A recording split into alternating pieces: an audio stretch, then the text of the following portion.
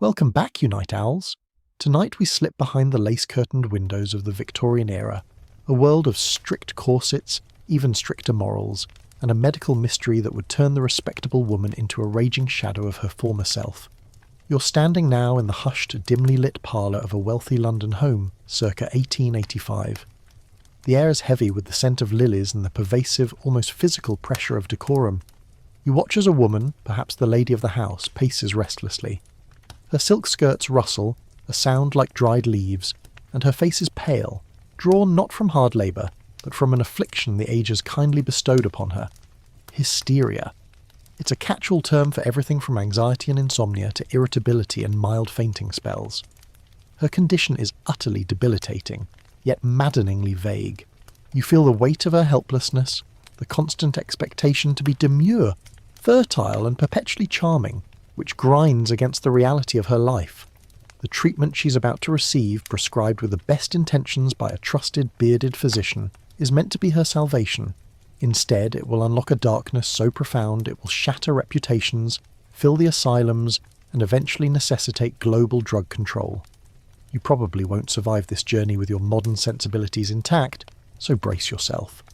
So before you get comfortable, take a moment to like the video and subscribe, but only if you genuinely enjoy what I do here. Let me know where you're listening from and what time it is for you in the comments below. Now, dim the lights, maybe turn on a fan for that soft background hum, and let's ease into tonight's journey together. You feel the tight, literal, physical constraints of the era. The whalebone stays digging into your ribs, mirroring the intense societal pressure to be the angel in the house. This is the core environment from which the problem springs. The Industrial Revolution has dramatically changed life, moving the working man out of the home and into the factory, leaving the middle and upper-class woman isolated and often bored. She's educated enough to read the latest novels, but has no productive outlet for her intellect or energy. You're trapped in a golden cage, and the bars are made of moralizing platitudes. Your sole acceptable public function, if you're not working class, is to manage the household and produce children. But you can't feel bored, because boredom is a lack of character. You can't feel angry because anger is unladylike. So all these feelings, this existential frustration, must manifest as something socially acceptable, something a doctor can treat. Enter female hysteria. The physicians of the day, men, overwhelmingly, viewed your very physiology as inherently unstable. Your reproductive organs, the uterus, from which the word hysteria literally derives, were believed to wander around your body, causing havoc wherever they settled. Yes, you heard that right. A mainstream historical fact is that many prominent Victorian doctors genuinely believed your womb could drift up into your chest, causing a choking sensation, or down into your pelvis, causing nervous exhaustion. It sounds absurd now, doesn't it? But you are living in a time when your own anatomy is seen as your great weakness. Your nerves are perpetually overstrung, a phrase you hear constantly, blamed on everything from reading too many novels to wearing too tight gloves. This brings us to a crucial element, the remedies prescribed. Because the source of your malady is your uterus, the treatment must address it. Sometimes this involved bizarre, almost humorous interventions. Historians still argue whether the frequency of the pelvic massage, or what was euphemistically called paroxysm to the point of crisis, was primarily a diagnostic tool, or simply a lucrative, if tedious, income stream for male physicians. For many women, however, the simple common treatment was rest. You're prescribed the rest cure, pioneered by Dr. Silas Weir Mitchell. You're confined to bed, isolated from all friends and family, forbidden to read, write, or even feed yourself. You are force-fed a rich, fatty diet to combat the perceived wasting of your nervous system. You lie there, doing nothing, which, for an intelligent, sensitive person like you, is quite literally maddening. You're meant to lie there until your nerves apparently unoverstring themselves. But what if you're still anxious? What if the intense physical discomfort, the headaches, the muscle aches, the neuralgia, another popular diagnosis, persists? You cannot simply snap out of it. The era demands a chemical intervention, a quiet, discreet agent that can smooth the rough edges of your perpetually delicate constitution without drawing attention. The search is on for a substance that can be slipped into your tea, dissolved in your evening tonic, or discreetly carried in your reticule. You see the patent medicine advertisements filling the pages of the popular magazines you're allowed to look at, but not read too deeply, lest you further strain your nerves. These advertisements often feature images of beautiful, serene women, promising instant relief from your nervous exhaustion. A quirky or fringe tidbit is that some of these advertised female tonics were little more than cocaine dissolved in wine, a very early, socially acceptable way to feel better instantly. These tonics, like Mrs. Winslow's soothing syrup, often given to infants for teething pain containing morphine, were not only tolerated but encouraged by the laissez-faire attitude of the government towards pharmaceutical regulation. The government felt it was a matter of consumer choice. If you trusted the charmingly packaged bottle, who were they to interfere? The stage is set perfectly. You have a huge demographic, respectable, wealthy, and middle-class women who are suffering from socially induced emotional distress, for which doctors have provided a physiological womb-centric explanation. You have a medical establishment that is both paternalistic and slow to question its own methods, especially when the patient is merely a hysterical woman. And you have a consumer marketplace absolutely flooded with potent, unlabelled narcotics, all claiming to offer gentle, harmless relief. The very fabric of your domestic life, intended to be a sanctuary, has become the breeding ground for an epidemic. The perfect patient is waiting for the perfect, gentle, chemical key to unlock her gilded cage. You watch as the maid brings your ailing friend a small glass of dark liquid. It is a preparation of opium dissolved in alcohol, known as laudanum. It's bitter, but the immediate warmth that spreads through you is undeniable. The anxiety that felt like a tight knot in your stomach begins to loosen. The headache recedes. You feel, for the first time all day, a sense of peace. The maid assures you it's perfectly safe. The doctor prescribed it specifically for your nerves. It is the gold standard for pain relief, but more importantly for nervous relief. This drug is merely a placeholder, a gentle introduction to a chemical comfort that will soon be overshadowed by something far more potent, insidious, and ultimately far more destructive, which will appear on the horizon, promising to do everything opium does, but without any of the dangerous side effects. That, of course, is the great terrible lie the Victorians bought wholesale. You're still in that Victorian drawing room, the faint, sweet and sour medicinal scent of laudanum clinging to the air, but we're going back a little further in time, to the beginning of the 19th century. Think of the 1820s, the cusp of a true chemical revolution. Until now, all of our pain relief, all of your solace, has come from the crude, raw gum of the opium poppy. It's unreliable, messy, and the doses are wildly inconsistent. Sometimes it works beautifully. Sometimes it sends you into a horrifying state of nausea and delirium. Then the scientists strike gold. A young German pharmacist named Friedrich Serturner manages to isolate the main active ingredient of opium. He doesn't just crush the poppy and soak it in alcohol. He pulls the single, elegant alkaloid out of the complex mess. He names it morphium, after Morpheus, the Greek god of dreams, because of the powerful sedative sleep it induces. You hold the small vial in your mind's eye, sparkling white crystalline powder. It looks pure, clean, and utterly scientific. A stark contrast to the dark, sticky gum or the murky alcoholic laudanum you were just sipping. The discovery is a watershed moment. A mainstream historical fact is that morphine was immediately hailed as a colossal improvement over raw opium because finally, doctors could administer a precise dose. No more guesswork. No more wondering if the patient was getting enough or too much. This precision, this clean-cut, predictable effect, convinced the early medical community that they had cured the unpredictable nature of the drug. They genuinely believed that by isolating the alkaloid, they had left the addictive or nasty properties behind in the dross. It sounds incredibly naive now, doesn't it?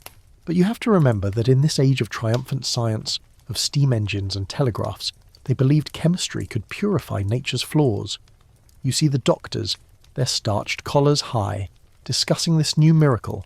They prescribe it widely, not just for the screaming pain of battlefield wounds or surgery, but for the quiet, persistent afflictions of the bourgeoisie. Your chronic cough, morphine. Your debilitating menstrual cramps, morphine. Your husband's gout, morphine. And crucially for our narrative, your neurasthenia, your generalized nervous exhaustion, your anxiety, your inability to cope with the suffocating constraints of Victorian life. Absolutely morphine. Imagine being the patient. You've been struggling for years, enduring painful remedies and frustrating rest cures, only to be offered this tiny clean powder. You take it, and the world stops shouting. The relentless inner monologue that plagues your sleep is silenced. The physical aches that nag at you all day simply fade into a distant hum. It offers an instantaneous solace that no amount of prayer, willpower, or fresh air could ever provide. You feel, for the first time in memory, normal. And what about the delivery? Initially it was administered orally, mixed into tablets or solutions, but it was quickly incorporated into the burgeoning market of unregulated cures. A quirky or fringe tidbit is that many high-end cosmetic creams and skin tonics secretly contained morphine to give the user a radiant glow and a calm, slightly detached demeanour, the very picture of Victorian serenity. If you looked a little too placid, and your skin had a certain unnaturally smooth quality, you might be dosing yourself without even fully realising the drug's true potency. You were simply taking your complexion helper. The most critical perception of morphine in its early days was its supposed gentleness. Because it was often effective at lower doses than the crude opium required, it was seen as the drug for respectable women. Opium smoking was stigmatised, associated with the dark, often imagined underbelly of London's East End and Chinese immigrants, a low-class, immoral habit. Laudanum drinking was slightly more acceptable, a working-class crutch, or a sign of an old woman's infirmity. But morphine, the purified, crystalline alkaloid, that was a scientific remedy. It was administered by a doctor, and that bestowed upon it an immediate, undeniable air of legitimacy and safety. You, the respectable woman, were not an opium fiend. You were merely a patient following a physician's orders. This reliance on medical authority is key. You, as a woman in this era, are conditioned to defer completely to the wisdom of the male physician. If he says the white powder will calm your nerves and is perfectly safe, you do not question it. You are simply seeking to fulfill your societal role as a calm, healthy mother and wife. Yet, even in these early days, the shadows began to gather. Some astute doctors, often those in charge of early asylums, began to notice something odd. Their patients, especially women treated for neuralgia or headaches over long periods, seemed to develop an inexplicable dependence. They couldn't stop taking the drug without becoming profoundly ill, irritable, and aggressive. They called this state morphinism, but they often struggled to differentiate it from the original condition they were treating. Historians still argue whether the medical community's widespread initial failure to recognise morphine addiction was due to genuine clinical blindness or a vested interest in promoting a lucrative modern treatment. The temptation to believe in a perfect chemical fix was enormous, and it blinded them to the reality of the withdrawal symptoms. They just prescribed more morphine to treat the symptoms caused by lack of morphine. You're watching now as the first generation of morphinists begins to emerge. They are predominantly middle-aged, middle-class women who never touched a drop of alcohol or a puff of opium smoke in their lives. Their addiction is born not of vice, but of vulnerability and medical instruction. The drug has been sanctioned, sterilised, and presented as a beacon of progress. It is the perfect, respectable addiction for the age of progress. It allows you to maintain your perfect veneer of composure while the drug quietly hollows you out from the inside, preparing you for the far more potent and tragically misnamed successor that will soon explode onto the scene and truly turn the tables. The ground is being perfectly laid for the coming storm. You're now immersed in the bustling sensory overload of a late Victorian city, the clang of the trolleys, the shouts of the newsboys, the thick sooty air. But you're not walking past the great factories.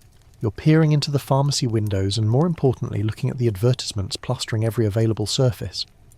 The transition from the doctor's prescription, the focus of the last section, to self-medication is the next critical step toward the coming epidemic. You see them everywhere. Colourful, beautifully designed labels on bottles promising immediate, complete relief. These are the patent medicines, and they are the engines of the respectable addiction. These concoctions were the antithesis of the precise scientific morphine we just discussed. They were proprietary blends sold directly to the consumer without prescription, and their contents were almost entirely secret. A mainstream historical fact is that there was virtually no legal regulation requiring manufacturers to list the ingredients, meaning a single bottle could contain anything from vegetable extracts and alcohol to massive, undeclared doses of potent narcotics. You're living in the Wild West of pharmaceuticals, where marketing muscle, not medical efficacy, dictates success. Think about the sheer audacity of the advertising campaigns. They preyed directly on the vulnerabilities we discussed in Section 1. The pervasive malaise, the nervousness, the exhaustion of the Victorian woman. You read the slogans, Dr. Williams's pink pills for pale people, promising to cure the delicate, nervous and worn out, or Lydia E. Pinkham's vegetable compound, a tonic so famous it had its own national jingle, aimed specifically at female complaints. You're told you don't need a doctor's expensive, sometimes embarrassing consultation. You can cure yourself privately at home by purchasing this affordable bottle. And what's in that bottle? Often, it's a powerful opiate. While the label might list obscure herbs, the active ingredient providing that rapid, undeniable relief is usually opium, laudanum, or morphine. The consumer, you, isn't seeking a narcotic. You're seeking a cure for your persistent headache, your womb troubles, or your infant's incessant crying. When the remedy works instantly and magically, you believe absolutely in the curative power of the advertised herbs, not the secret morphine dose. Take, for instance, Mrs. Winslow's soothing syrup, which we mentioned previously. It was marketed for teething babies. You, the worn-out mother, are desperate for sleep and to quiet your suffering child. You give the baby a spoonful, and the child instantly falls into a deep, peaceful slumber. The label assured you of its natural goodness. What the label failed to mention was the healthy dose of morphine in every bottle. This isn't just a quirky or fringe tidbit. The widespread doping of Victorian infants with opiate syrups contributed to countless infant deaths and created a generation of tiny, unwitting addicts. You are literally poisoning your own child, believing you are being a responsible, caring mother. The beauty of the patent medicine industry was its anonymity. If you, a respectable matron, went to the doctor repeatedly for morphine injections, which we'll cover more soon, it suggested a profound illness, or worse, a lack of moral fortitude. But if you simply stopped by the chemist or general store and bought a bottle of Dr. Collis Brown's chlorodyne for diarrhea and spasms, you were merely engaging in prudent household management. This veil of respectability was essential to the spread of the addiction among the middle and upper classes. The drug was cloaked in the guise of wellness. You realise this is fundamentally a market solution to a social problem. Since Victorian society wouldn't acknowledge your unhappiness or give you meaningful work, it offered you a chemical escape. And the chemists, the advertisers and the manufacturers made fortunes from this silent suffering. The sheer volume of alcohol and narcotics consumed via these patent medicines is staggering. Many tonics were 20 to 40% alcohol, meaning you were not only consuming an opiate but also a stiff shot of liquor, all under the banner of health.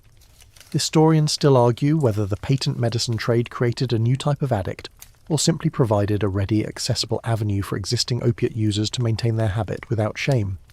Regardless, the result was a tidal wave of self-administered narcotics. You have successfully moved the pharmacy from the doctor's bag into your own medicine cabinet.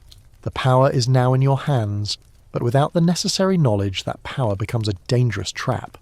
You don't know the risks. You only know the instantaneous, wonderful relief.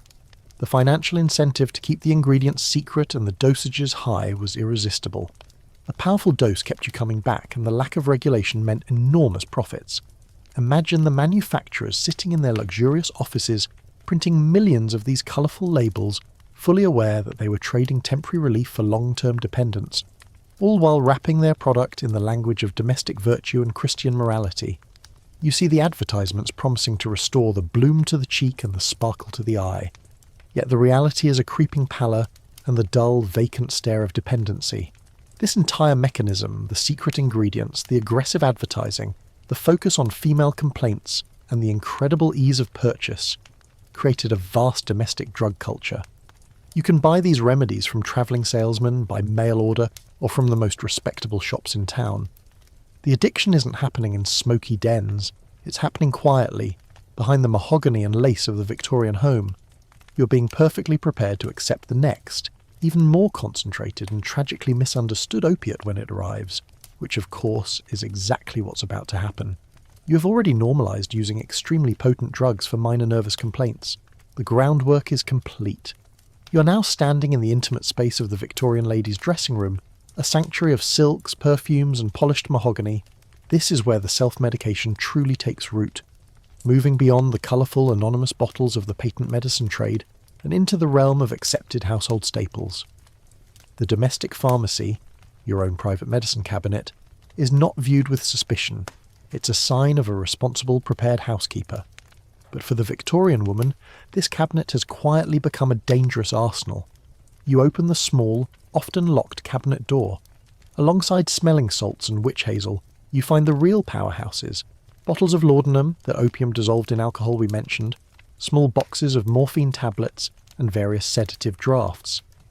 These are purchased easily, either from a local chemist who asks no questions, or directly from the large mail-order catalogues that bring everything from new hats to lethal drugs right to your door.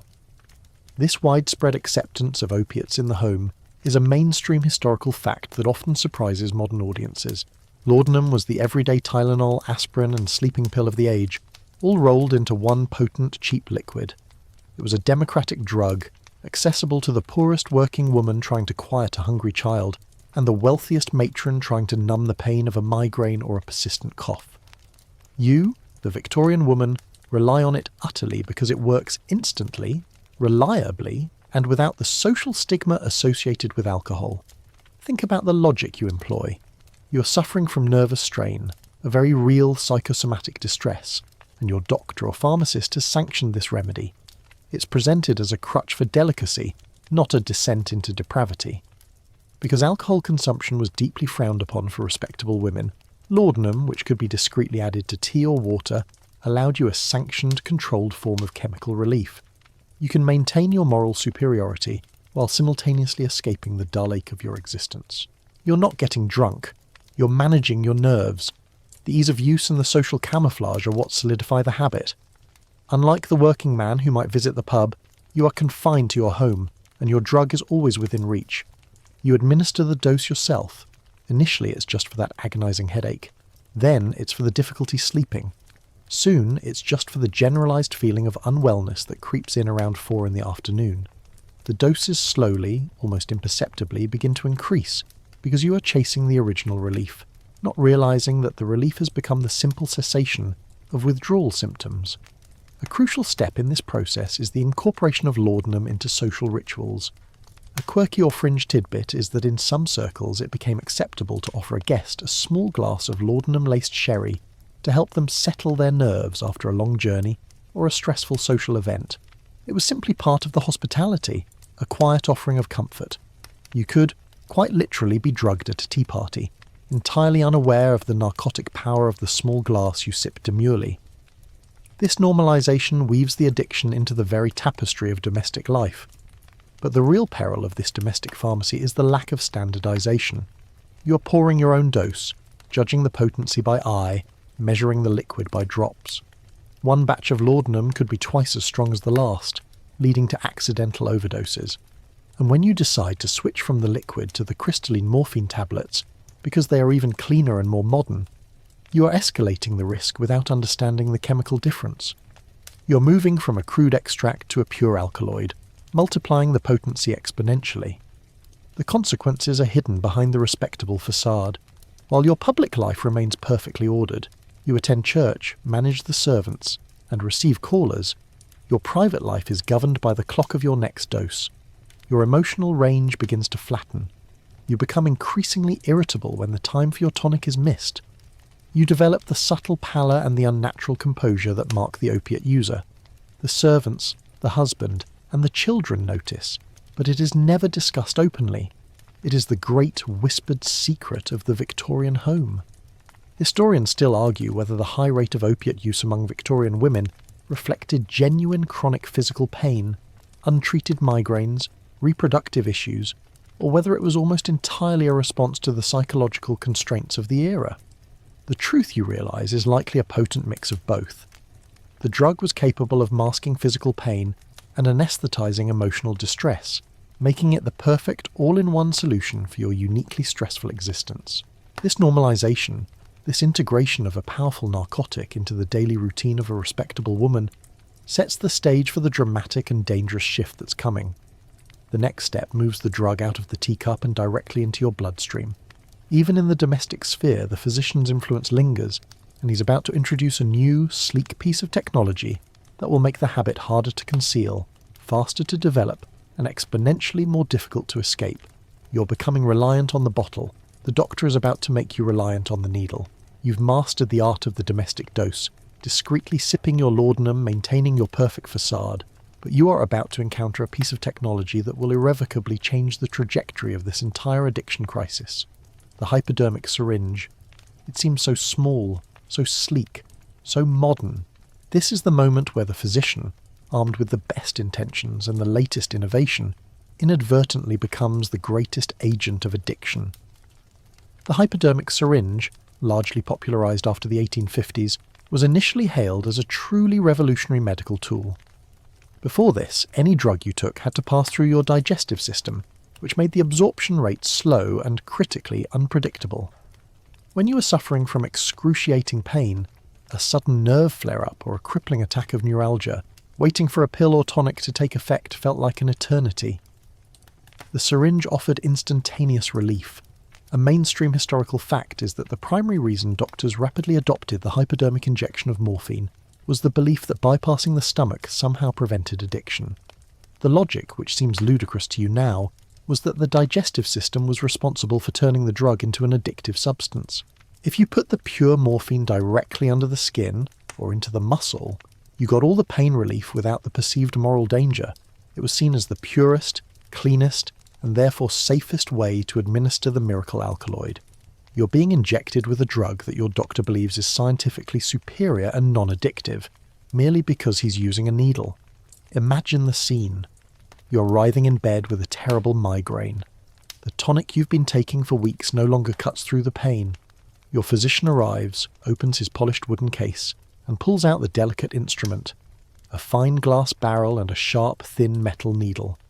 He dissolves a measured amount of sparkling white morphine powder in water, and with a swift, sterile motion, well, sterile by Victorian standards, he administers the dose.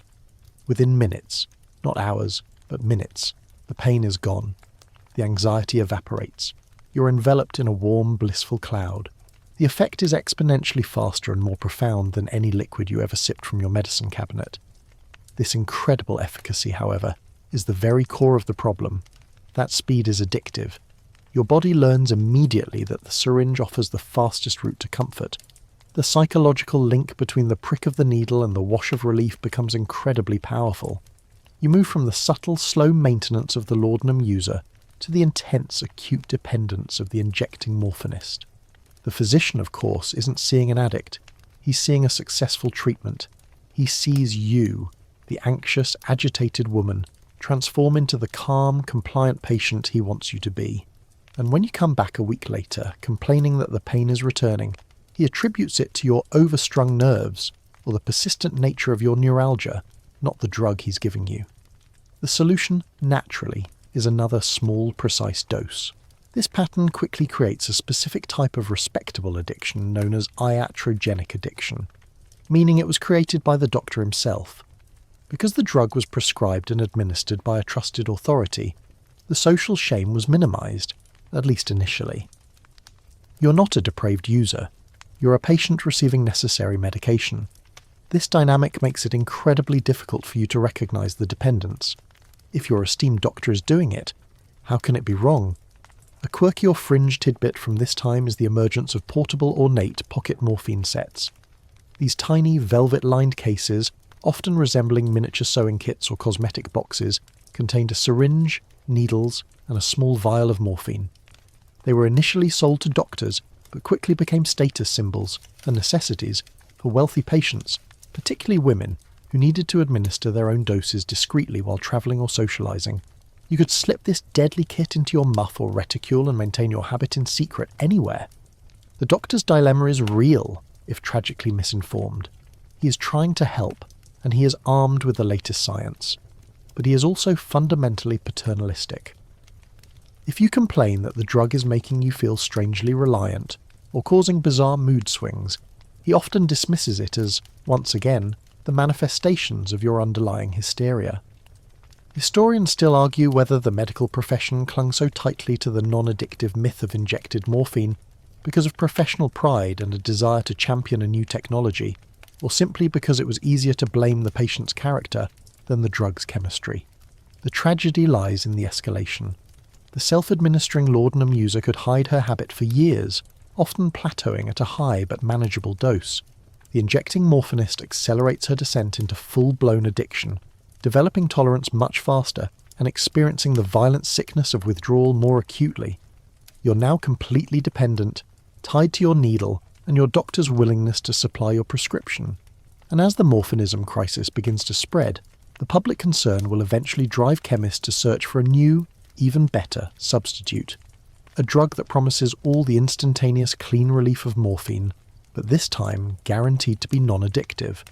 You're standing at the precipice perfectly primed for the arrival of the actual drug that will unleash the mania.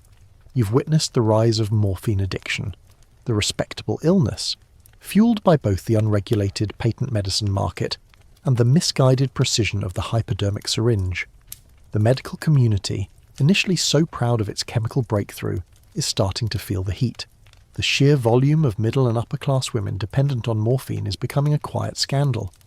It is eroding the credibility of the physician, and more importantly, it is undermining the Victorian moral order, which insists that such degeneracy only happens to the lower classes. The prevailing logic among chemists and doctors becomes tragically flawed but understandable. Morphine is addictive, but it is too effective to abandon. Therefore, the problem must lie not in the concept of opiate relief, but in the specific molecule. They believed that if they could only tweak the molecular structure slightly, they could create a drug that retained the supreme pain-killing and calming properties of morphine, but miraculously shed the burden of dependence. This quest for the perfect non-addictive painkiller becomes the holy grail of late 19th century pharmacology. You're now in the laboratory, feeling the cold tiles and smelling the sharp tang of chemicals. The drive here is intensely scientific and competitive. Chemists are playing a sophisticated game of molecular modification, trying to find a substitute that can soothe the overstrung nerves of the Victorian woman without turning her into a hopeless addict. They are looking for a chemical compromise, a molecule that can trick the body. A mainstream historical fact is that this desperate search led to the experimentation with a variety of new synthetic compounds, many of which were related to the opiate family. The most significant area of research involved acetylating the morphine molecule. Acetylation is a chemical process that essentially introduces two acetyl groups to the molecule. In the 1870s, chemists, including a British researcher named C.R.A. Wright, first synthesized this new compound, but its effects were initially too dramatic and unsettling for widespread use. Wright, being conservative, simply noted its potency and moved on. The true commercial potential remained unlocked. You see the immense pressure on these researchers. They are being asked to solve a social problem with a chemical solution. The doctor can't tell the woman her life is pointless and boring, so he asks the chemist to invent a drug that makes her feel otherwise. The chemist must satisfy both the medical need for a potent analgesic and the societal need for a morally acceptable, guilt-free comfort.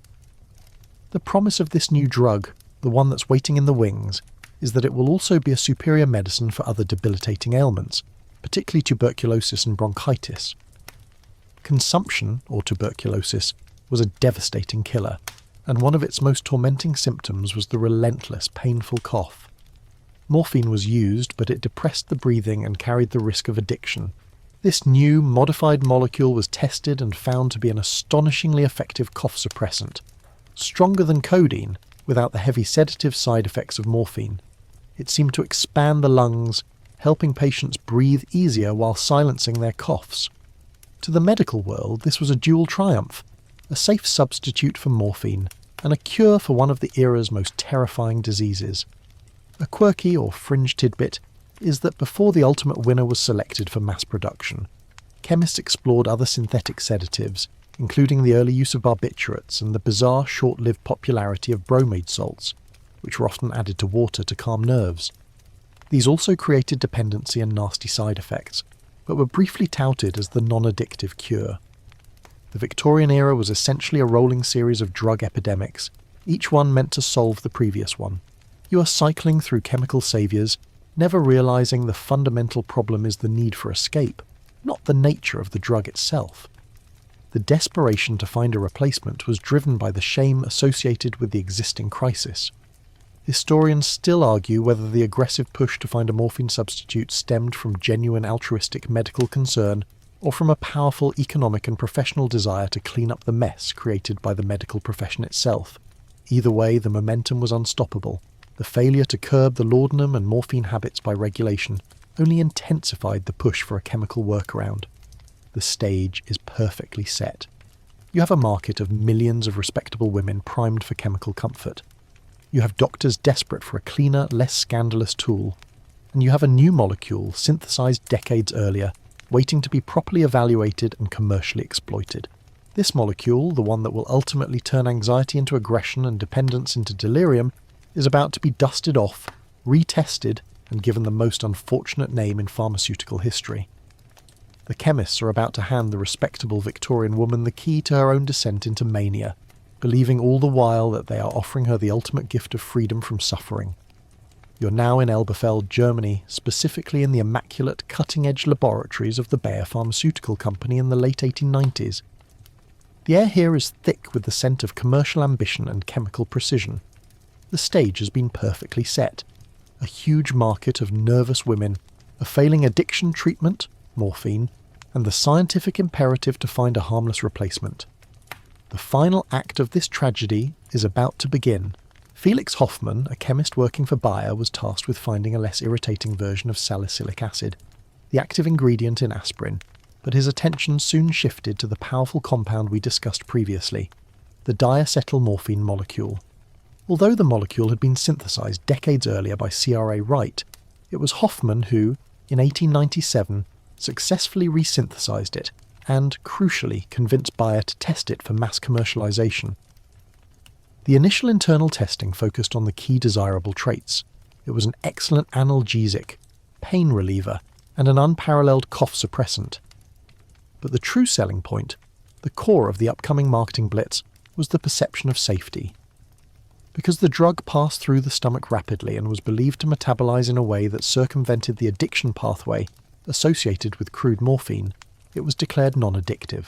This was not merely a marketing claim, it was the honest, if tragically mistaken, conviction of the top scientists at Bayer and the physicians who tested it. A mainstream historical fact is that Bayer gave the new drug a deliberately evocative and memorable brand name, heroin. The name was derived from the German word heroisch, meaning heroic or strong, reflecting the tester's feeling that the compound produced a heroic feeling of power, well-being and strength, completely banishing the anxieties and weaknesses of the patient. This branding was brilliant, distancing the clean, powerful, modern medicine from the tainted reputation of its cousin, morphine. You weren't taking a drug, you were taking heroin, a heroic, modern cure. The marketing campaign was swift and dominant. You see the advertisements not in the back alleys, but in the most reputable medical journals. They target the physicians directly, telling them this is the answer to the morphinism epidemic. Here is a drug you can safely prescribe to your respectable female patients without the fear of dependency.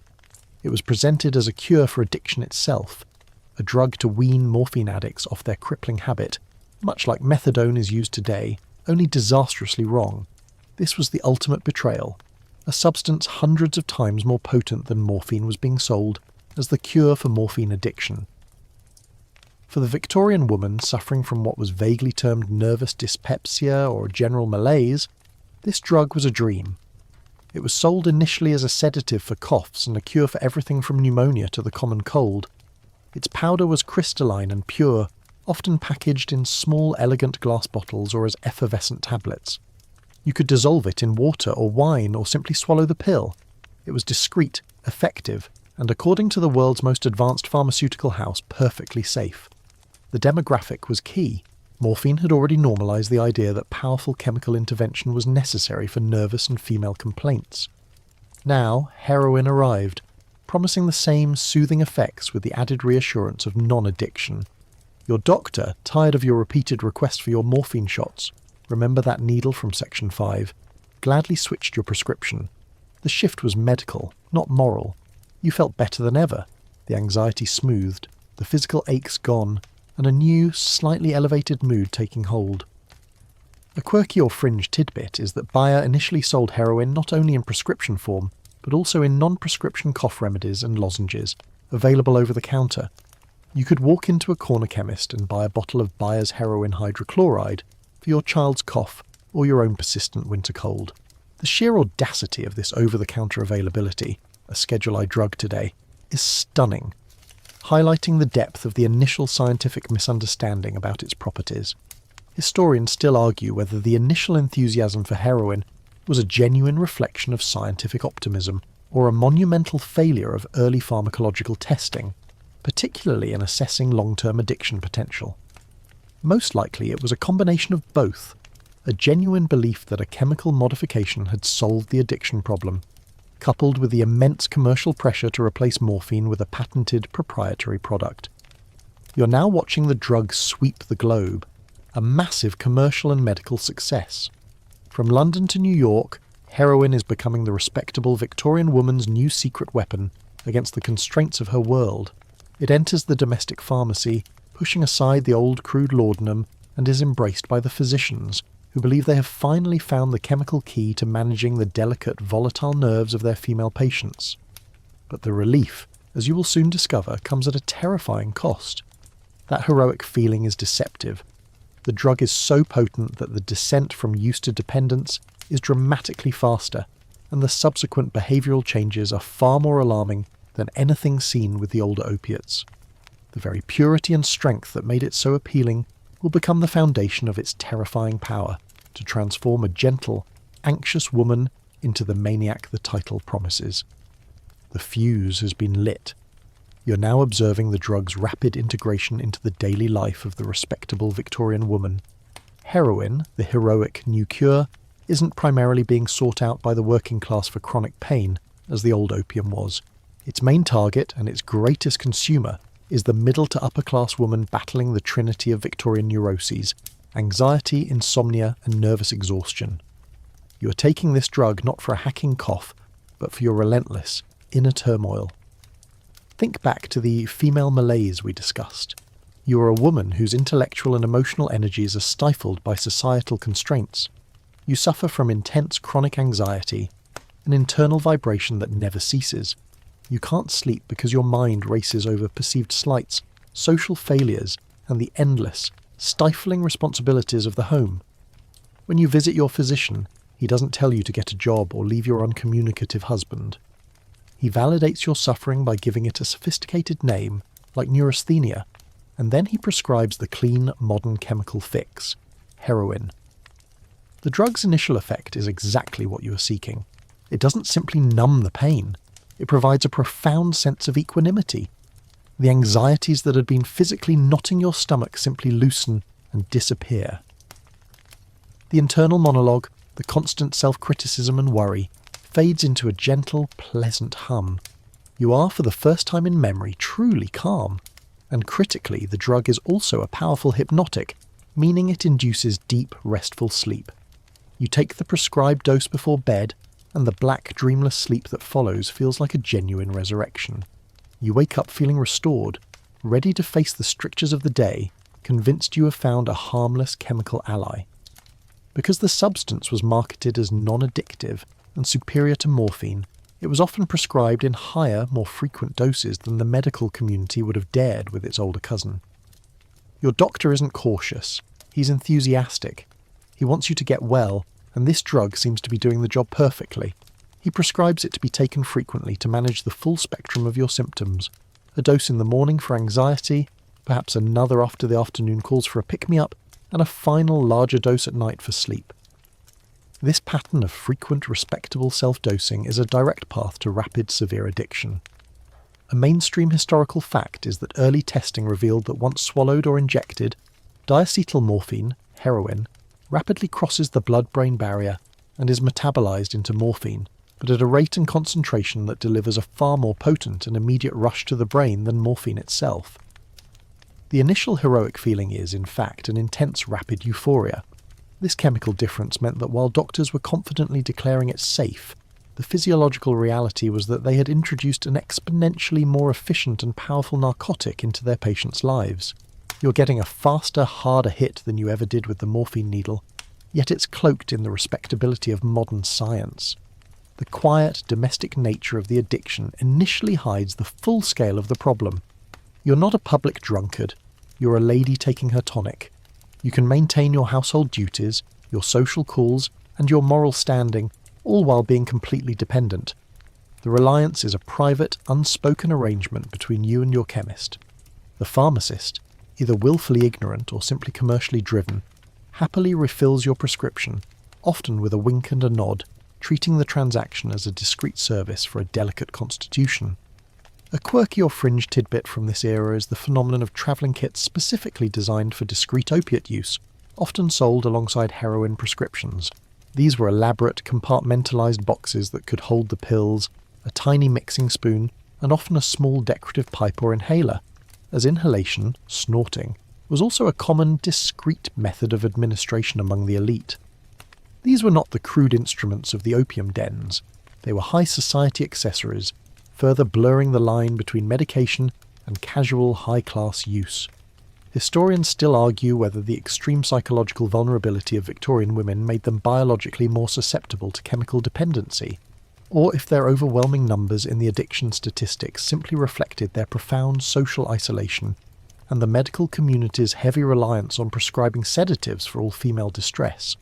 You realise it is a question of nature versus nurture, chemical vulnerability versus social despair, played out in the privacy of millions of boudoirs. The real tragedy is that the very calmness and sleep the drug provides is the ultimate trap. As your tolerance builds, and it builds quickly with heroin, you require more and more just to maintain a baseline normalcy.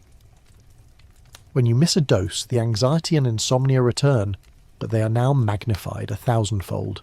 The withdrawal symptoms are excruciatingly painful, leading you to believe your original illness has simply returned with a vengeance, cementing your conviction that the only cure is the heroic white powder. You're now dependent on a drug that is not just sedating, it is altering the chemical structure of your brain and, slowly, your very personality. The polite, anxious woman who sought calm is about to transition into a new, darker phase. The drug that offered peace is about to unleash its frightening, unforeseen consequences, changing your gentle demeanour into something aggressive, volatile, and profoundly disturbing to those around you. The respectable descent is over. The maniacal stage is about to begin. You've settled into your chemical routine, the anxieties calmed, the sleepless nights banished by your heroic new drug. But the very molecule that brought you such swift relief is now beginning to turn on you, and the effects are far more sinister and unsettling than the occasional nausea or constipation associated with the older opiates. This is where the term maniac truly begins to manifest. Initially, the changes are subtle, easily dismissed as a return of your original nervousness. You start to exhibit intense irritability, snapping at the servants, displaying an impatience with your children that is completely antithetical to the role of the angel in the house. You find yourself fluctuating wildly between periods of profound placidity, right after a dose, and raw, unprovoked anger and frustration as the dose begins to wear off. This mood volatility is the first sign that the drug is fundamentally disrupting your emotional equilibrium. A mainstream historical fact is that early clinical reports on patients receiving high doses of heroin noted a distinct change in the drug's psychological profile compared to morphine. While morphine tended to produce a heavy, sedated and withdrawn state, heroin, in certain users, often produced agitation, restlessness, and an unsettling euphoria bordering on excitement, especially when the patient was trying to increase or maintain a high state. You're no longer merely sleepy, you're becoming volatile and unpredictable. As the addiction deepens, the effects become physically and mentally alarming. You begin to experience disorientation and a profound sense of mental confusion. Simple tasks, managing the household accounts, directing the servants, writing a letter, become overwhelming exercises in concentration. You are unable to track conversations, often repeating yourself or forgetting details immediately. The beautiful composure you sought to maintain is cracking, replaced by a nervous, distracted air. The most disturbing side effect is the emergence of psychotic symptoms. In some chronic heavy users of the drug, particularly those who combined it with alcohol, which was a common Victorian practice, doctors began to observe severe paranoia and visual or auditory hallucinations. You might suddenly become convinced that your husband is plotting to institutionalize you, or that the servants are poisoning your food. The quiet domestic sanctuary of your home transforms into a hostile landscape, populated by conspirators. This paranoia often manifested as aggressive, irrational behaviour. You might lash out physically, throwing objects, screaming accusations, or, most tragically for your social standing, displaying a complete and utter disregard for decorum. Remember the strictures of Victorian morality? The drug strips them away. The desperate need for a dose when withdrawal sets in overcomes all previous moral training, turning you into a manipulative, demanding figure who will lie, steal, and rage to secure the next bit of powder. A crucial, quirky or fringe tidbit from this period is the documented cases of heroin rage, where formerly docile women, in the throes of their dependency, would become physically violent, sometimes necessitating restraint. This was a direct contradiction to the drug's advertised promise of peaceful sedation, and terrified the attending physicians, who had never seen anything like it with laudanum or morphine. The drug wasn't just calming, it was chemically destabilizing the female psyche. The physical signs also become impossible to ignore. Your weight drops drastically because the drug suppresses appetite, and your skin takes on a peculiar ashen pallor. Your eyes appear unnaturally bright and darting. The overall picture is no longer that of a delicately frail woman, but of someone seriously, visibly unhinged. Your friends and family are horrified, watching the heroic cure turn their loved one into a stranger. When you try to stop taking the drug, the withdrawal is not just painful, it is terrifying. The anxiety you sought to cure returns with such savage intensity, it feels like impending madness. The aches and chills are accompanied by a psychological torment, the sense of being completely outside of your own body, spiralling out of control. This terrifying experience convinces you, the sufferer, that you're not addicted, but that your original disease has returned and become mortal. You run back to the drug, not for pleasure, but for the cessation of absolute psychological terror. Historians still argue whether the extreme psychosis and aggression seen in heroin users was primarily a unique function of the diacetyl morphine molecule itself, which is far more fat-soluble than morphine and floods the brain faster, or whether it was simply a more intense manifestation of the same underlying opiate withdrawal and toxicity, sped up by the high dosages prescribed. The result, regardless of the chemical mechanics, was the creation of the Maniac, a respected woman who had lost her mind and her morals to the very substance that promised to save her. You are no longer a patient with delicate nerves. You're a problem, a scandal, and a terrifying warning. The physician who prescribed the drug now faces a dilemma: how to explain this catastrophic failure of the modern cure. His solution, as you will see, will be to blame the only party he can: you. You're now in the physician's office, the air heavy with antiseptic and uncomfortable silence. The anxiety and paranoia from your reliance on the heroic drug have driven you back to the very man who prescribed it. You try to explain the terrifying shifts in your personality, the irrational rages, the overwhelming fear, the desperate need for the next dose, but you're up against the iron wall of Victorian medical paternalism. In this era, the physician, almost universally a man of science and social standing, held absolute authority over the patient, particularly if the patient was a woman. Your testimony, your lived experience of the drug's destructive effects, is immediately filtered through the pervasive, deeply misogynistic lens of female hysteria. The core belief is simple: men have nerves, but women are their nerves. Therefore, any strange, irrational, or aggressive behaviour is not a toxic side effect of the medicine, but a natural inherent manifestation of your delicate, unstable, feminine constitution. You try to articulate the terrifying nature of the withdrawal, describing the bone-deep sickness that only the drug can alleviate. But when you use phrases like, "I can't live without it," or "I feel insane if I miss my tonic," the doctor interprets this not as a sign of chemical dependency, but as a sign of moral and psychological weakness. He sees you as a difficult patient, prone to exaggeration and melodrama, and fundamentally incapable of the rational control required to manage your own health. A mainstream historical fact is that when early medical papers began to cautiously report on the addictiveness of heroin, the initial response from many doctors was to attribute the dependency to the patient's pre-existing degenerate tendencies. They argued that only women who already had a weak will or a latent moral flaw would become dependent on the non-addictive cure. The drug itself was absolved. The patient was blamed. You are caught in a devastating double bind. You're sick because you are a woman, and you're addicted because you are a morally weak one.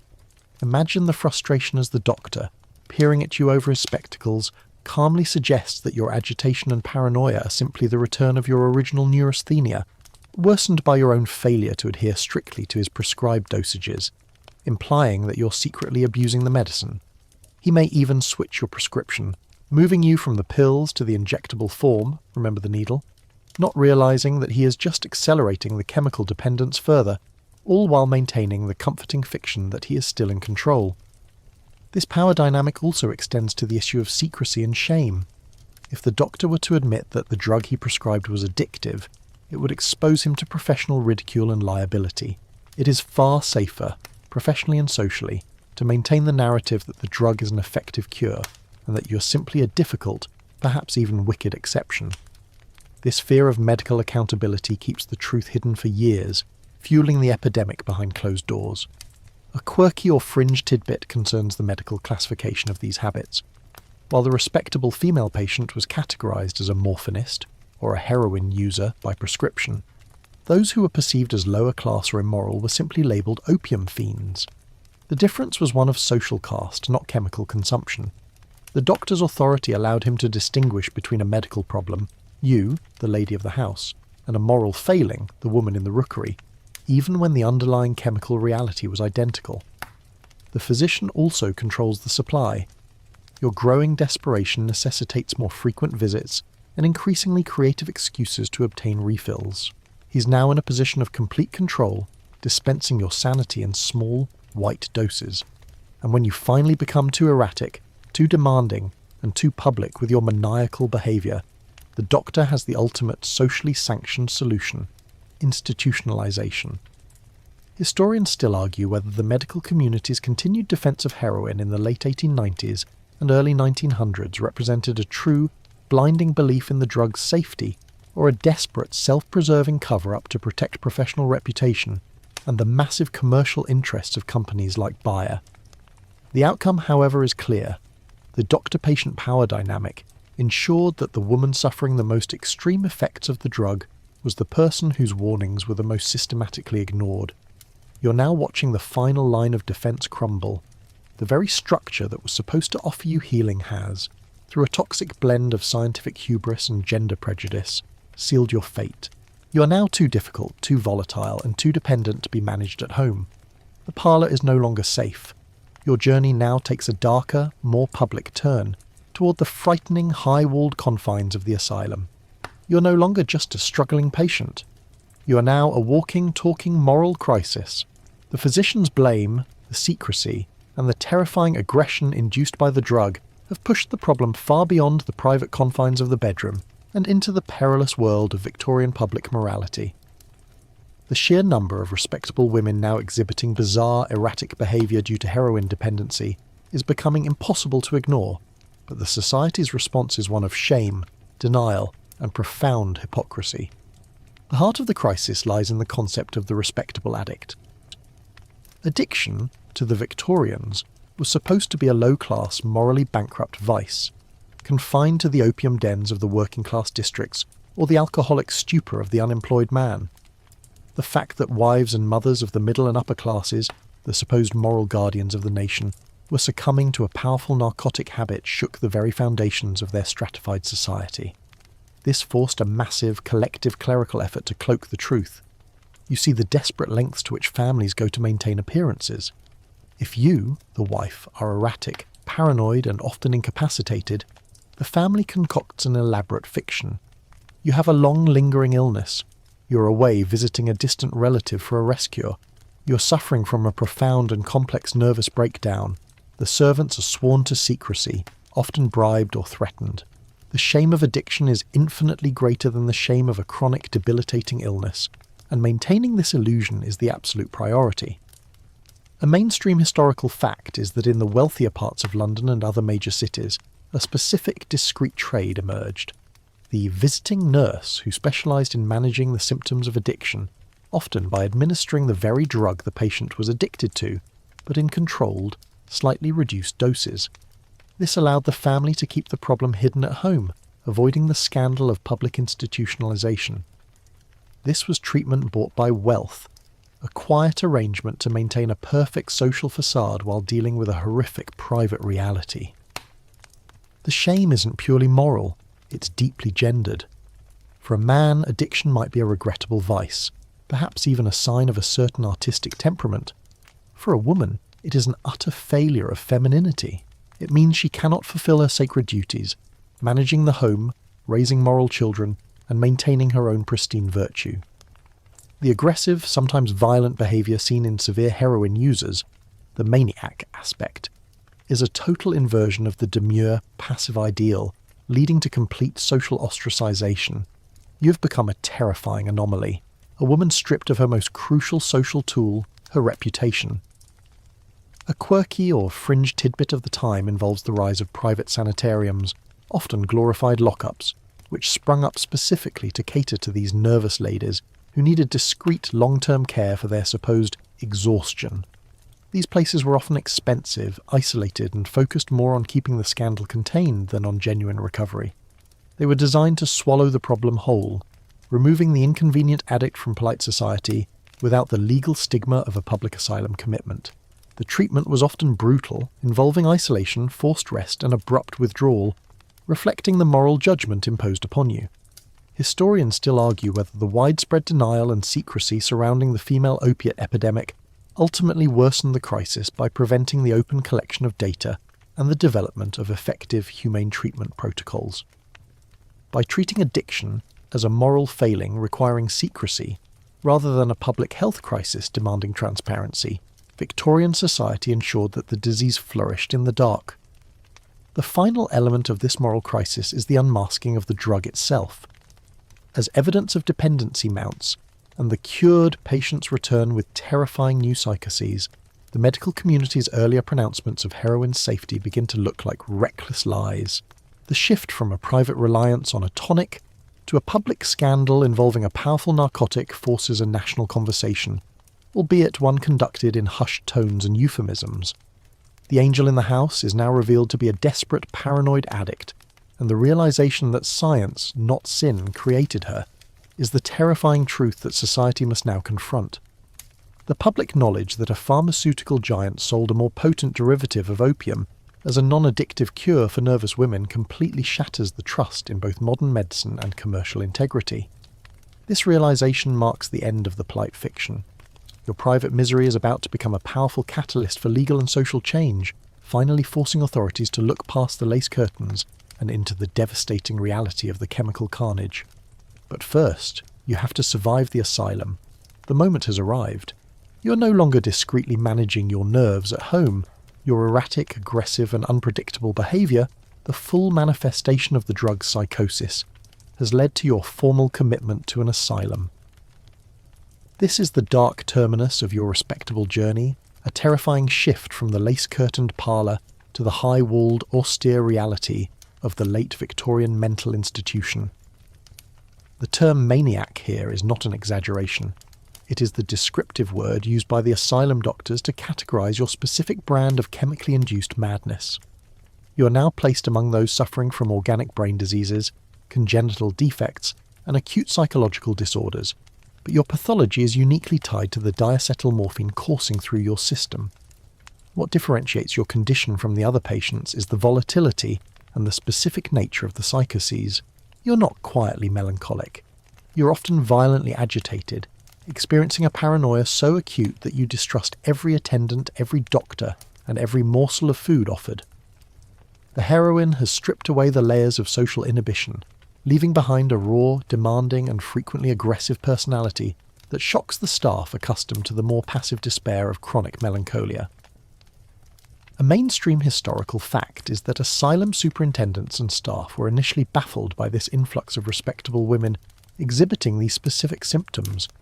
They noted that these patients, unlike those addicted to alcohol or crude opium, often displayed a profound mental excitement, followed by severe delirium when the drug was withheld. They struggled to categorize this sudden, powerful psychological break, often resorting to labels like acute toxic insanity or simply heroin mania, acknowledging the chemical origin of the madness they were witnessing. You are witnessing firsthand the horrors of withdrawal without the comfort of your home. The symptoms are not just painful but psychologically tormenting. Terrifying hallucinations of insects crawling under your skin, a phenomenon known as formication or cocaine bugs, but experienced powerfully by high-dose opiate addicts too, accompanied by uncontrollable vomiting, cramping and chills. You're convinced you're dying, and your desperation to obtain the drug supersedes all sense of reason or self-preservation, leading to frantic escape attempts and confrontations with the staff. The asylum becomes the battleground for the doctor's acknowledgement. Here, away from the polite fictions of private practice, the asylum physicians, who deal with the brute realities of mental illness, are the first to systematically and scientifically observe the drug's true, devastating nature. They see dozens of cases, all following the same tragic arc, prescribed by a respectable doctor for nerves, rapid escalation, and then this aggressive, terrifying psychosis. They are the ones who begin to connect the dots. The new, heroic drug is creating a new, frightening kind of patient. A quirky or fringe tidbit is that in some asylums, the staff developed a system of rewarding good behaviour with small, controlled doses of the opiate, effectively using the very addiction they were trying to cure as a tool for institutional management. This horrifying circularity, using the poison to control the illness caused by the poison, underscored their desperation and the profound misunderstanding of drug dependency at the time. You are being manipulated by your own chemical needs, even within the confines of the cure. Historians still argue whether the commitment of large numbers of female heroin and morphine addicts to asylums at the turn of the century was primarily a medical necessity driven by the severity of the psychosis, or a social necessity to remove a source of great scandal from the respectable home. It was certainly a neat, efficient way for husbands and doctors to dispose of a problem created by the medical establishment itself.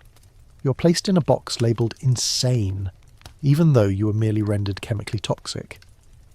Your time in the asylum is a harsh attempt at forced withdrawal and moral reformation. It involves isolation, strict routine, and often the administration of other powerful crude sedatives like chloral hydrate or bromide salts to manage your extreme agitation. The idea is to break your chemical dependence and, simultaneously, to rebuild your moral character, purging the weakness that led you to the drug in the first place. But the asylum, tragically, is often a revolving door. Many patients, once withdrawn, were released, only to immediately seek out their old prescriptions or the easily obtained over-the-counter cough syrups. The root causes of the original anxiety and pain, the social constraints, the lack of fulfillment, the chronic headaches, had not been addressed, and the chemical memory of the heroic escape was too powerful. The presence of the heroin-induced maniac in the asylum, however, provides the crucial, undeniable evidence required to break the silence. The asylum reports, meticulously documenting the paranoia, aggression, and extreme dependence, are the first powerful official documents to challenge buyers' claims of safety. The quiet domestic crisis has produced a public institutional truth that can no longer be ignored by the government or the medical community at large. Your suffering in the high-walled world of the asylum is what finally begins to mobilise the forces of regulation. You have descended from the heights of respectability into the depths of institutional confinement, and the evidence of your chemically induced madness, documented meticulously in asylum ledgers, is finally forcing a confrontation with the government. The quiet, domestic crisis of the heroin-addicted woman is about to become a loud, public matter of law and commerce. Until this point, the trade in powerful opiates and this new heroic drug has been governed by a radical form of laissez-faire capitalism. The attitude was that the government should not interfere with the free market or the relationship between a patient and her medicine. The only true attempts at control were minor, often focusing on the labelling of patent medicines, rather than the restriction of the powerful drugs themselves. But the sheer visibility of the morphinist and heroin addict in the asylums, coupled with the realization that doctors were causing addiction, could no longer be ignored by the burgeoning public health movements. The earliest, hesitant legislative action focused not on banning the drugs outright, but on controlling the purity and labelling. A mainstream historical fact is that the first significant legal challenge came in the form of regulations that required pharmacists to record the sales of certain poisons and eventually to label patent medicines with their true, potent ingredients, a direct response to the deadly secrecy of compounds like Mrs. Winslow's soothing syrup from Section 3. The authorities were attempting to arm the consumer with knowledge, believing that if you knew the tonic contained opium, you would exercise self-control. However, these early laws, such as the Pharmacy Acts in Britain, often contained massive loopholes. They targeted crude opium, but often failed to clearly define or regulate the sale of its alkaloids, morphine and, crucially, diacetylmorphine, heroin. The chemical companies and unscrupulous pharmacists were masters at navigating these legal grey areas, continuing to sell the pure, potent drugs over the counter, simply because the law hadn't specifically named them as restricted substances. You could still walk into a chemist and request a bottle of the Bayer cough cure, and receive a potent dose of heroin without raising an eyebrow, as long as the pharmacist didn't technically violate the fine print of the poison schedule. The central legal debate was whether to treat these powerful drugs as medicines that required professional oversight, a restriction on the doctor, or as poisons that required commercial restriction, a restriction on the pharmacist. The medical establishment, fiercely guarding its autonomy, resisted any laws that limited what a physician could prescribe. The pharmacists, driven by immense profit, fought hard against any attempts to restrict over-the-counter sales, arguing that the public had a right to self-medication for common ailments. A quirky or fringe tidbit of this regulatory scramble was the brief, widespread adoption of poison cabinets in respectable homes after sensationalised media reports of accidental opiate overdoses. These cabinets were designed with distinctive locks or rough textures to prevent you from mixing up your medicines in the dark, a desperate domestic measure to counteract the pervasive availability of lethal substances. Families, unable to rely on the law or the doctor, turned to specialised furniture. The American response, which we will explore further, eventually led to key legislation that required the disclosure of narcotic contents on labels. This was a critical step because it began to strip away the veneer of respectability from the patent medicines. If a bottle of tonic was required to state clearly, "contains heroin," the respectable woman was forced to confront the moral implications of her choice, a burden the secrecy had previously hidden. Historians still argue whether the slowness of the Victorian and Edwardian governments to regulate these narcotics was primarily a function of their deeply held philosophical commitment to laissez-faire economics, or a result of the powerful lobbying of the pharmaceutical and patent medicine industries, which stood to lose billions. The reality is that the addiction epidemic among respectable women was an embarrassment, but it wasn't enough to quickly overcome the inertia of free market ideology. The initial regulations were a timid step, a moral compromise, but they were the beginning. They signalled a growing public and legislative acknowledgement that the pure power of the new synthetic drugs, especially the one that turned women into maniacs, could not be managed by the old, outdated laws designed for crude opium. The genie was out of the bottle, and now the legal system was racing to catch up, setting the stage for the dramatic, eventual global ban that would reshape drug policy forever.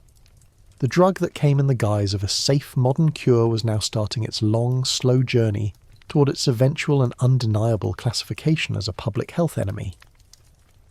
You stand at a pivotal moment in the epidemic, witnessing how the same chemical compound, the heroic cure, plays out across two great interconnected powers, Victorian Britain and Gilded Age America. The drug, despite its common origin at Bayer in Germany, found different paths into the domestic lives of women on either side of the Atlantic, leading to distinct yet equally devastating patterns of addiction. In Britain, the crisis was deeply rooted in the history of opium consumption and the ingrained trust in the chemist. Remember the ease with which laudanum was purchased, Section 4. This long-established democratic drug culture meant that the transition to morphine and then to heroin was often a gradual self-directed one. The British problem was characterised by high accessibility and social concealment. A mainstream historical fact is that in Britain, heroin remained legal and easily available over the counter, without a prescription, long after similar controls were debated or enacted in other countries. You could purchase the drug, often under the guise of an innocuous cough syrup or tonic from any chemist shop.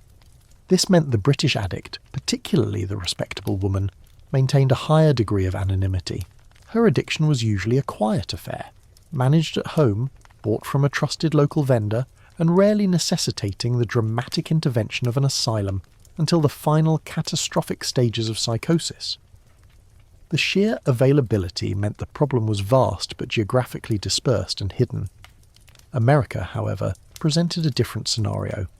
While patent medicines were equally rampant, think of the aggressive marketing campaigns mentioned in Section 3, the American addiction culture was heavily influenced by the rise of the hypodermic syringe, Section 5, especially following the widespread use of morphine during the Civil War. This meant a greater prevalence of injecting addiction among women. The American patient was more likely to have received her initial dose from a doctor for female troubles or neuralgia, leading to a higher rate of iatrogenic addiction created by the physician. The American societal response was also different. While the British were slow to regulate due to their commitment to laissez-faire principles, the American legislative response, fueled by a more sensationalist press and a burgeoning progressive-era desire for moral reform, was more aggressive. You see the American government pushing for key laws like the Pure Food and Drug Act of 1906, which, while not banning the drug, required all manufacturers to label their products clearly with the content of opiates, alcohol, and other narcotics. This was a critical difference. In the US, the shame was harder to hide because the bottle itself often betrayed the secret. A quirky or fringe tidbit is that in the US, the female addict often resorted to more elaborate methods of procurement after initial prescriptions ran out, frequently utilizing the mail-order system to obtain syringes and drugs from distant states to avoid scrutiny from local doctors.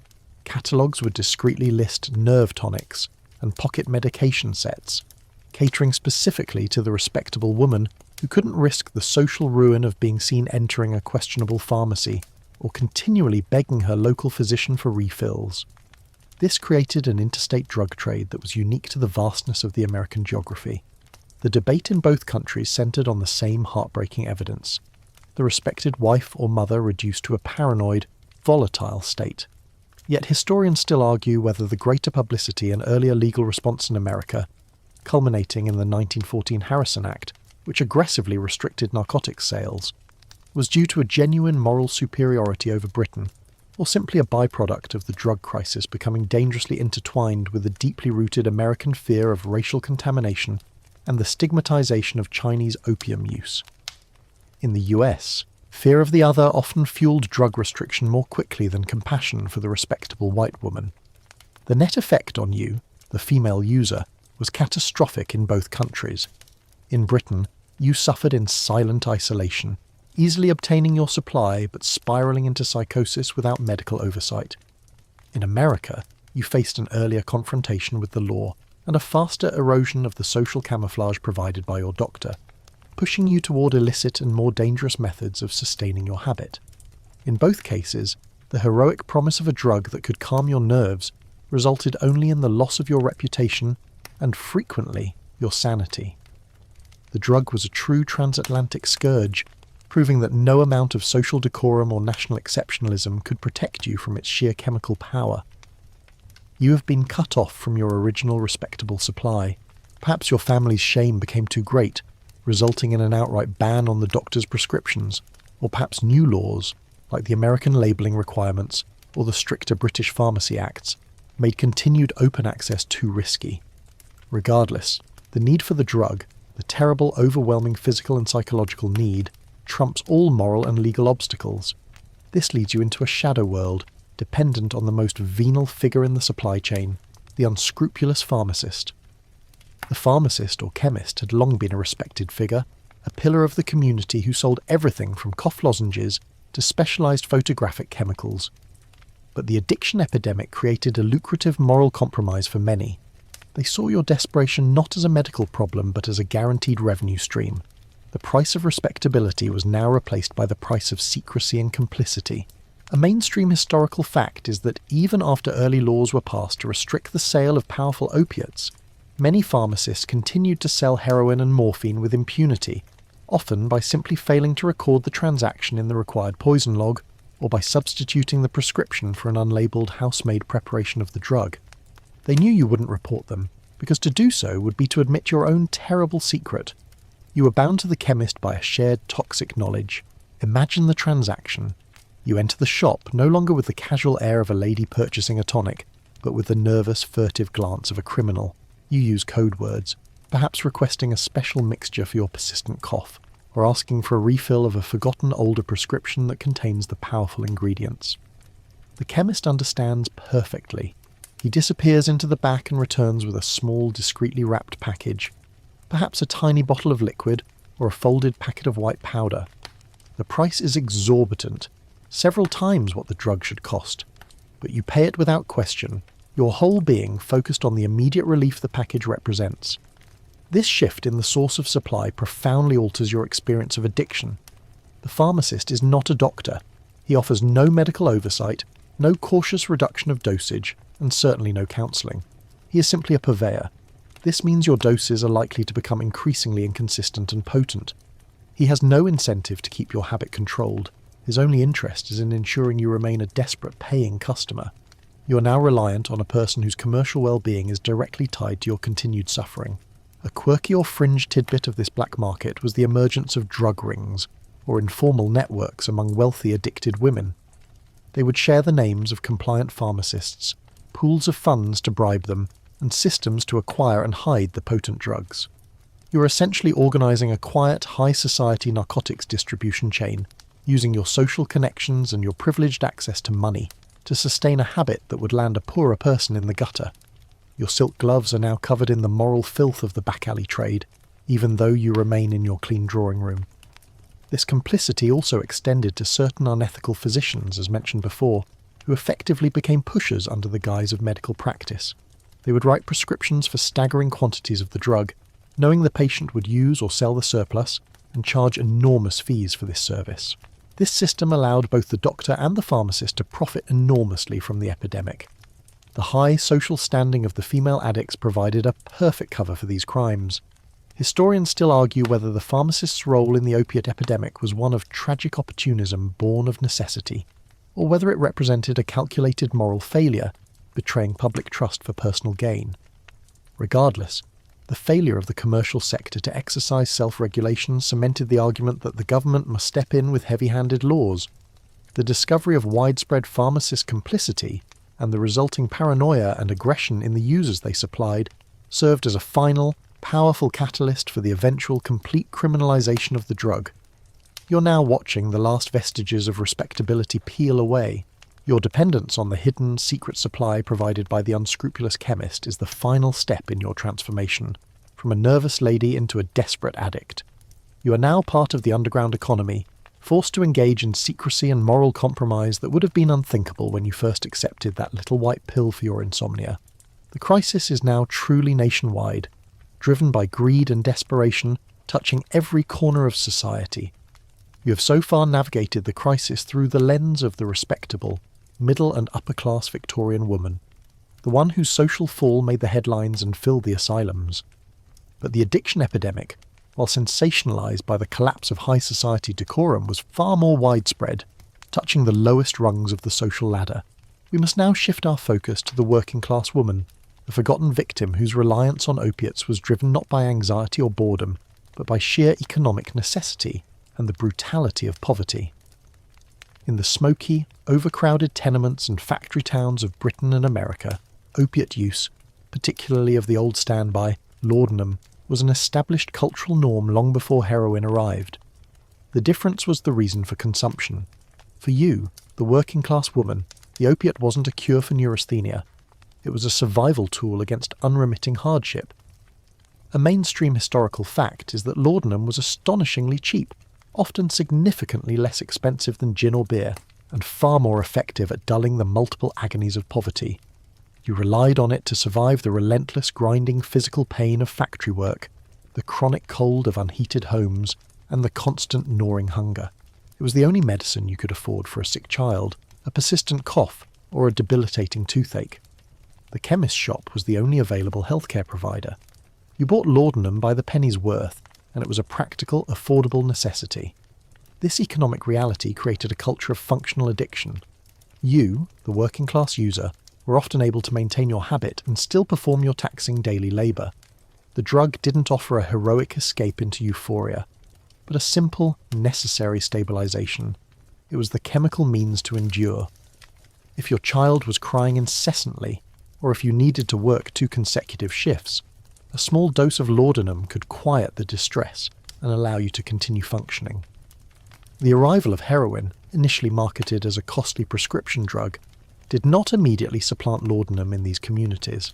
However, as the drug's price dropped and it became incorporated into cheaper, over-the-counter cough mixtures and less scrupulous patent medicines, it did filter down. When it reached the working-class woman, she encountered the same potency and rapid dependency, but with far less social and financial cushion to absorb the shock. A quirky or fringe tidbit is that in some industrialised English towns there were specific laudanum shops that acted almost like corner stores, where women would congregate to share information and purchase their daily doses, often combining the drug with their tea. This open, communal use contrasts starkly with the intense, private secrecy enforced upon the respectable, bourgeois addict. Your poverty removed the need for secrecy. Everyone knew you were struggling, and the drug was seen as a sad, necessary response. When the working-class woman succumbed to the aggressive paranoia and debilitating dependency that marked high-dose heroin use, her fate was much swifter and less forgiving than her wealthier counterparts. She lacked the money to pay for the visiting nurse or the discreet private sanitarium, remember Section 11. Her volatility resulted immediately in public disgrace, loss of employment, and often the immediate intervention of the workhouse or the public asylum, the institutions of last resort for the indigent. Her problem was not cloaked in the euphemism of nervous breakdown, it was labelled what it was: vice and destitution. Historians still argue whether the initial push for opiate regulation was more motivated by the desire to control the respectable woman's addiction, a moral imperative, or by the desire to police the habits of the working class, a social control imperative. The eventual passage of comprehensive drug laws often conflated the two, using the shocking imagery of the wealthy maniac to gain support for measures that disproportionately affected the poor, stripping them of their most accessible form of self-medication without offering any viable medical or economic alternative. You realise that for the working-class woman, heroin and morphine were simply a more potent version of the same chemical relief that crude opium had always provided. The tragedy is that her pain was real, her suffering was visible, and her solution was practical. Yet when the consequences of that chemical solution became too great, society condemned her swiftly and absolutely, erasing her from the narrative of the respectable drug crisis, while her suffering contributed massively to the statistics that eventually demanded legal intervention. Her life was defined by necessity, and her chemical reliance was no different. You're now in the early 1900s. The full, undeniable tragedy of the heroin epidemic can no longer be contained by Victorian lace or asylum walls. The sheer volume of evidence, the terrifying case files of the heroin maniacs, the failure of the drug to cure morphine addiction, and the undeniable social ruin across all classes has forced the global medical and scientific community into a reluctant, agonizing confrontation with the truth. The consensus that heroin was safe has shattered, but the admission of error is a slow, painful process. The turning point wasn't a single discovery, but a relentless accumulation of clinical data. Physicians who had initially championed the drug, especially those dealing with tuberculosis and bronchitis, began to report that while the cough was suppressed, the patients exhibited profound, unsettling changes in personality, followed by agonizing dependency and frequently acute paranoia. The asylum doctors, particularly in the United States, were critical, publishing detailed articles in medical journals that contradicted Bayer's claims, meticulously documenting the violent psychoses that forced the commitment of formerly respectable women. A mainstream historical fact is that the first major organised opposition to heroin came not from the government, but from the pharmaceutical community itself, specifically from doctors and chemists involved in early addiction treatment. They observed that when heroin was used to wean patients off morphine, its original key therapeutic claim, the patients swiftly developed a dependence on the new drug that was often more intense and more difficult to break. It became horrifyingly clear that heroin was not a cure for addiction. It was an escalator of addiction, several times more powerful than the opiate it was meant to replace. You see the internal memos and clinical debates rage. The core of the argument is the question of metabolism. It was gradually realised that the molecule was an efficient prodrug, a substance that is pharmacologically inactive until metabolised by the body. Once injected or swallowed, the two acetyl groups that made it heroic were quickly cleaved off, turning it into morphine in the brain, but at a speed and concentration that delivered a far more potent psychoactive punch. The very chemical modification that was supposed to make it safe was, in fact, making it devastatingly efficient. This was the moment the medical community had to admit they had been fundamentally wrong about the chemistry. The ethical burden weighed heavily on those who had promoted it. The doctor who, with sincere belief, had prescribed heroin to the nervous wife, or the coughing child, now had to confront the reality that he was responsible for creating a heroin maniac. This forced self-examination led to a flurry of papers demanding that the drug be immediately restricted, if not banned entirely. However, the commercial pressure remained immense. Bayer, having spent fortunes marketing the drug as a successful medicine, fought fiercely to defend its product, often dismissing the clinical reports as sensationalism or poor medical practice.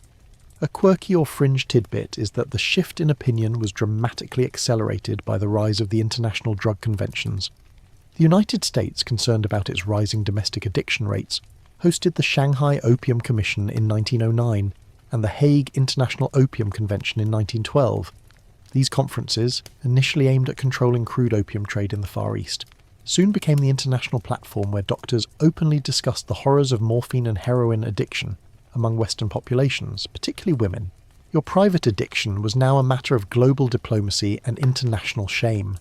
Historians still argue whether the slow acknowledgement of heroin's dangers was primarily an issue of the scientific method, the time it takes to gather conclusive long-term data on a new synthetic compound, or a colossal ethical and financial failure, the overwhelming commercial interest drowning out the cautious voices of a few isolated clinicians. The process was drawn out because the truth was professionally embarrassing and financially destructive to powerful corporate entities. But the truth eventually prevailed. The reports from the asylums, the confessions from reformed pharmacists, and the stark comparison between morphine and heroin addiction, with heroin consistently showing faster dependence and more severe psychosis, overwhelmed the corporate denials. By the time the world entered the second decade of the 20th century, the official medical consensus had shifted. Heroin was not a cure, but a chemical disaster. The slow, painful road had reached its destination. The full, scientific acknowledgement of the drug's profound addictiveness and its unique power to destabilize the human psyche, especially the fragile nerves of the woman it was supposed to save. This acceptance of truth meant one thing: the era of unrestricted access was over. The stage is set for the final, definitive legal and regulatory crackdown, a process that would require not just medical consensus, but the full, coercive power of the state. The truth, painstakingly extracted from the clinical reports of asylum physicians and the tragic lives of the heroin maniacs, has finally won the day. You stand at the beginning of the 20th century, witnessing the final, painful chapter of the drug's commercial life. The shift from a heroic medicine to a globally condemned narcotic, and the legislative changes that would forever alter the relationship between pharmacy, physician, and patient. The growing consensus, the realization that the drug was not only addictive, but caused a far more aggressive, volatile psychosis than morphine, made continued laissez-faire regulation untenable. The moral outrage, finally directed at the chemical companies and the complicit medical profession, rather than just the weak-willed woman, became the political engine for change. A mainstream historical fact is that the United States led the way in the legislative crackdown with the passage of the Harrison Narcotics Tax Act of 1914. This landmark legislation did not initially ban heroin or morphine, but it completely revolutionized the system of supply. It mandated that all producers, dispensers and prescribers of narcotics had to register with the government and pay a special tax. Crucially, it restricted the sale of opiates to medical purposes only and required detailed record-keeping. This law effectively ended the era of the pharmacist freely dispensing opiates to the desperate respectable woman simply for her nerves or cough. The supply was choked off from the black market pharmacists and the mail-order systems we discussed. The immediate effect of the Harrison Act in America was a dramatic, though devastating, shift.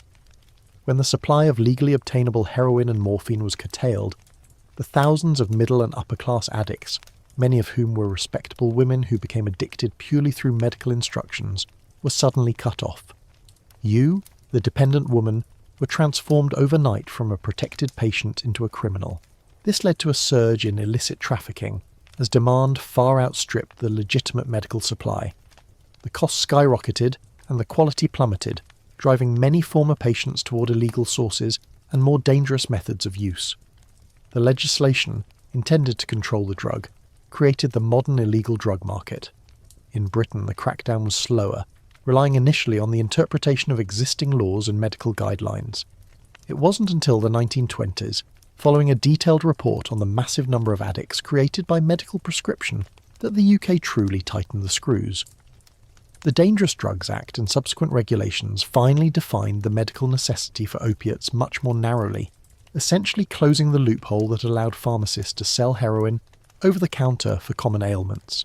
The crucial British distinction, known as the Rolleston Report, recognised that addiction was a disease requiring medical care, allowing physicians to maintain a dependent addict on a supply for maintenance, rather than forcing cold turkey withdrawal and criminalisation, an approach contrasting sharply with the American model.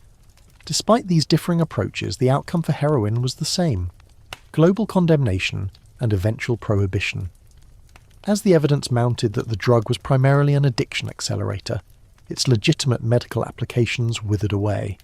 Even Bayer, which continued to defend the drug for years, eventually ceased its heroin production, though its legacy remains a cautionary tale of scientific hubris and commercial greed.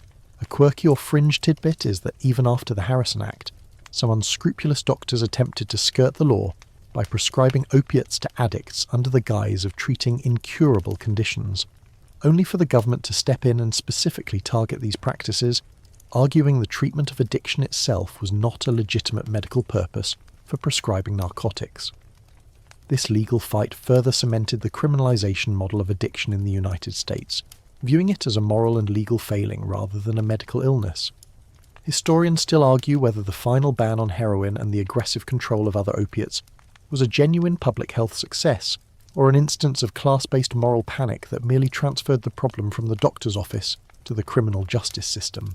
The drug had caused undeniable devastation, transforming thousands of respectable women into maniacs, but the laws enacted were often heavy-handed and punitive, failing to address the underlying societal malaise that created the demand for chemical escape in the first place. The legacy of the heroin crisis is profound. It taught the world a terrifying lesson. A chemical modification can produce a drug far more potent and destructive than its natural source, and scientific endorsement is no guarantee of safety. It shattered the public's naive trust in the benevolent neutrality of patent medicines and the absolute infallibility of the prescribing physician. The image of the heroin-addicted Victorian woman, once the symbol of delicate nerves, became the ultimate cautionary tale, a chemical ghost that continues to haunt modern drug policy, informing every label, every prescription limitation, and every debate on the balance between medical relief and public safety. Her desperation, her dissent, and her ultimate madness were the high price paid for the regulation that protects us today. It's time now to gently let the darkness settle on this story. The gaslights of the Victorian era are dimming. The sounds of the asylum wards are fading into a soft, indistinct murmur. You can let go of the whalebone corsets and the suffocating pressure of expectation. The chemical madness is retreating now, pulling back like the tide, leaving behind only the cold, polished glass of the syringe and the empty branded bottles. Breathe deeply, feel the comforting weight of your blanket, the steady beat of your own heart. The respectable woman, the anxious patient, the raging maniac. She's now just a shadow in the historical record, a ghost of an age when science and morality collided with devastating effect. She was desperate for peace, and for a short, terrible while, she thought she had found it in a small, heroic, white powder. But the peace was a lie, and the price was everything. Remember that every fact we explored tonight, every detail of that terrifying descent, is part of a collective human story, a reminder of the fragility of the mind and the seductive power of chemical solace. Let the harshness of her reality soften into a distant echo, a quiet lesson whispered from the past. You are safe now, anchored in the present. The journey is over. Let your mind drift free of the century of corsets and cough cures, and welcome the sweet, deep comfort of a well-earned rest.